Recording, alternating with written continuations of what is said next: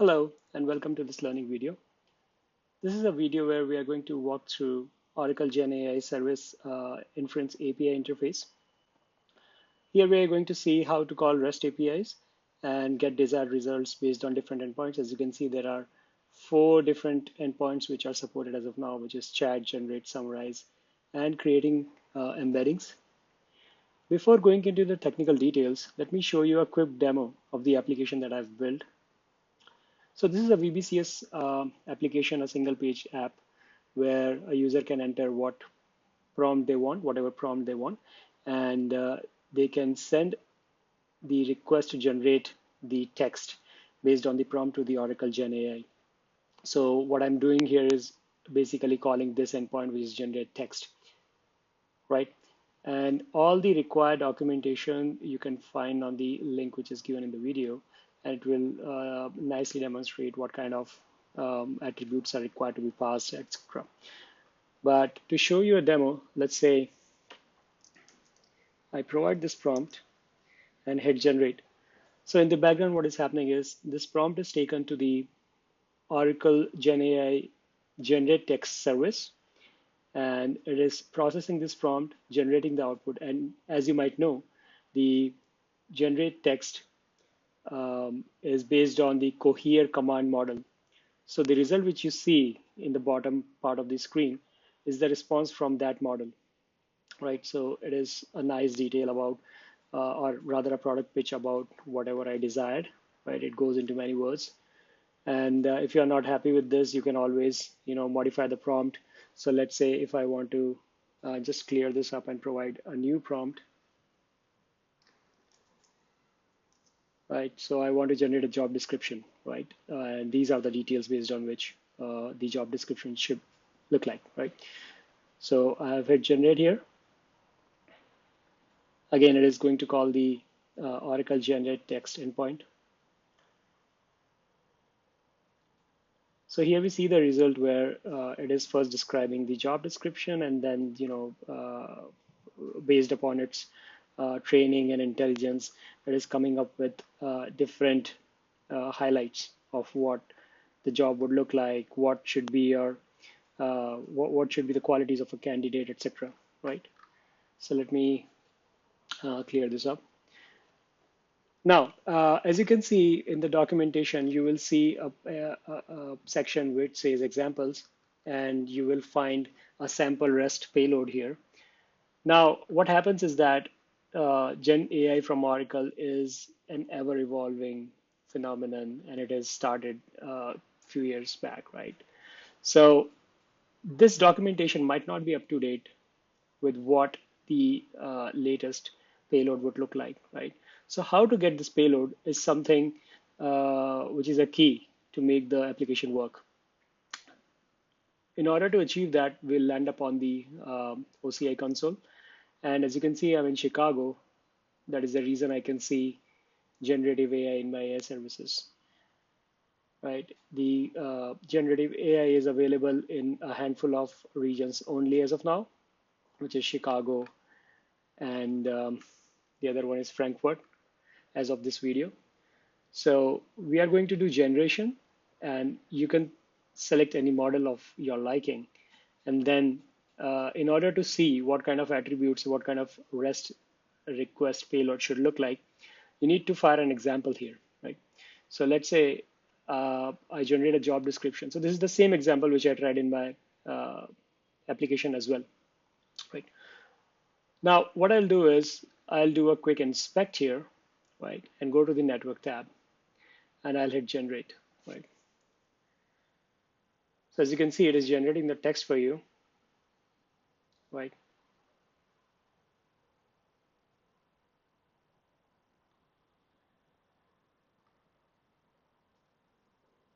It's done. So this text is generated based on the parameters that you are passing here. So max amount of tokens, what kind of temperature you want, top P, top K, if you want details on what these parameters are, and you want me to explain how these work, how they change the output, please let me know in the comments, and I'll try my best to make a video on that, right? But the thing which I wanted to show you was this.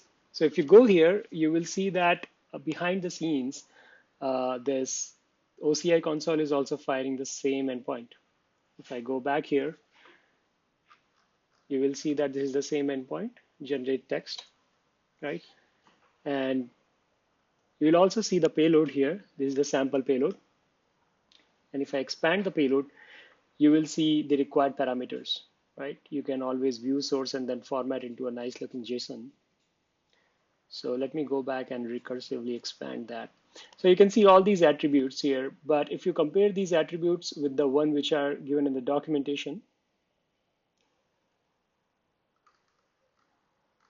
right here, so you might see a slight difference, right? One is that um, your stop is actually a stop sequence in the latest API, and there could be additional parameters, and there could be parameters with a different name, right? So always try to get the latest payloads from your test runs and then use it in your implementation. All right. So another point which I wanted to highlight here is that these models are deployed in the tenancies in the regions, and they have their own model IDs. So if I select a different model, right, and try to generate, it is going to hit a different model ID. How am I going to know that? You can always click on view code and it will give you a sample implementation in Java and Python. So in future, I'm also planning to demonstrate how to use Jupyter notebooks and run the Python code for data science and your GenAI examples. But to give you an overview, this is the Python code using which you can call the GenAI services.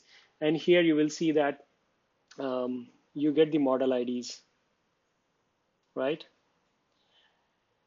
Right. So this ID would be different from what you will get when you call a command rather than a command light, right? So that's where you can get the data. But since we already got this sample payload or the actual request payload, which we tried in the OCI, you will get that model ID here as well, right? So let's jump on to the visual application now. The key to the REST API call is the service connection. In order to create the service connection, what you need to do is you can create a service connection from here by endpoint, and then you have to provide um, the URL, right? So I'm just going to copy it. I'm not going to create it again. I'm just going to show it to you. So you can do this, and then since it's a method post, you can always go back to the documentation and verify the details, right? And I'm going to create the backend, and you can create the backend at any level, like till actions or one step behind actions, right? And let's say I give it a name, or you can always give it a name which makes sense. OCI GenAI service,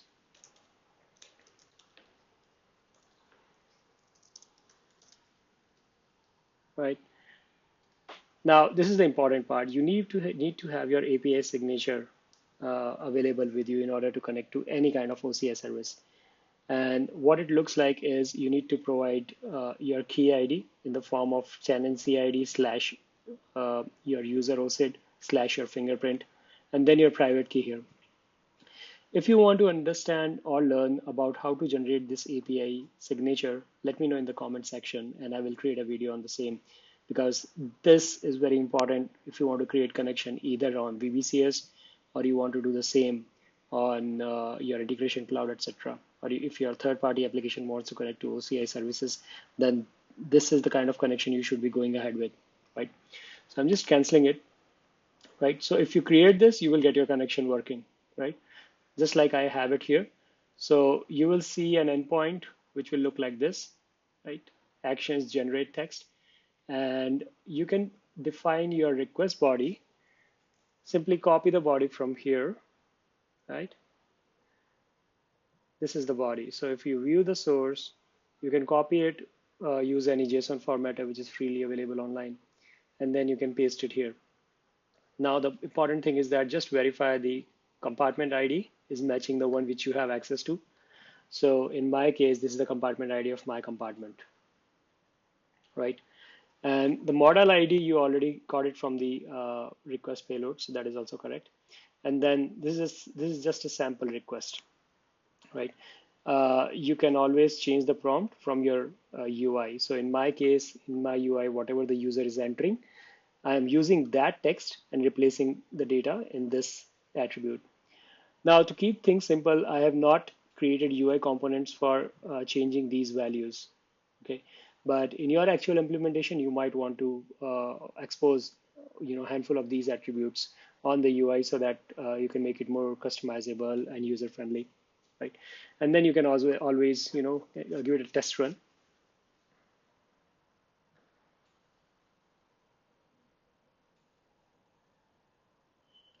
And this is the output. What you see is a very long output, but what I am interested in is the text attribute. One thing you will notice is that the output represented here is different from what you see here. This is uh, what I would say a streamed output, where each and every word is uh, present in a different data element. Now, for the simplicity of the implementation, what I have done is in the request attribute, I have used is stream as false. If you keep it true, you will get a response of this kind, right? You have to manage the UI in order to show this attribute keep on appending in the output component of your UI. So this component here, right? So this is how you create a connection.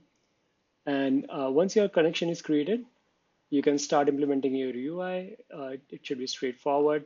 I've taken a welcome page template, created a text area here, and I have a generate button where I'm simply calling resetting few variables and then calling the endpoint which I created, right? And here, if the text is okay, then if the request is successful, then I have a variable where I'm storing the result, right? Generated text. If it fails, then I'm showing on the UI what kind of error the service is responding with. Now, this variable generated text, I'm using it to show the data in the output area, the generated text box, right? And then finally, we have a clear button, which simply clears out all the attributes, which wipes out the data from both the text boxes, right? So I hope you like this. And if you have any doubts, please feel free to ask me in the comment box. And I hope to catch you on the next video. Thank you.